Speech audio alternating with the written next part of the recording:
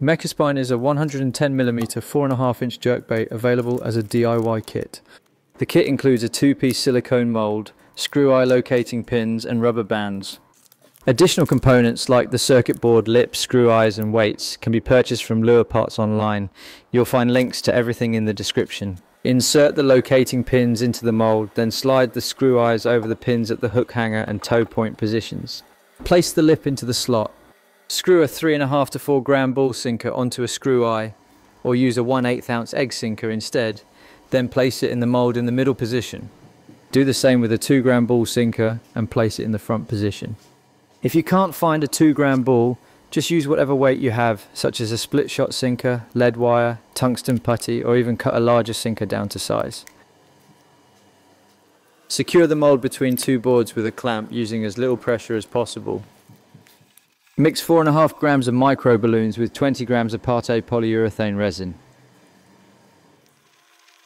Now add 20 grams of Part B, stir continuously and vigorously for 1 minute, and then pour the mixture into the mould. You can remove most of the flashing with your fingers. Then use an X-Acto knife or scalpel to carve away the pour spout area. Hold the blade perpendicular to the surface and scrape along the seam to clean it. I forgot to spray the lip with mould release, which would have made the next step easier, but it's still fairly easy to cut the flashing away from the lip. Add your hardware for tuning the sink rate. I used size 4 light gauge hooks. Here the lure is front heavy, so I drill out some of the lead from the front weight. I repeat this process until the lure is slowly floating and sitting horizontally. Once the paint and clear coat are applied, it should be close to suspending. I like to keep a selection of split ring sizes on hand to make final adjustments after clear coat, using different sizes to fine tune the suspension.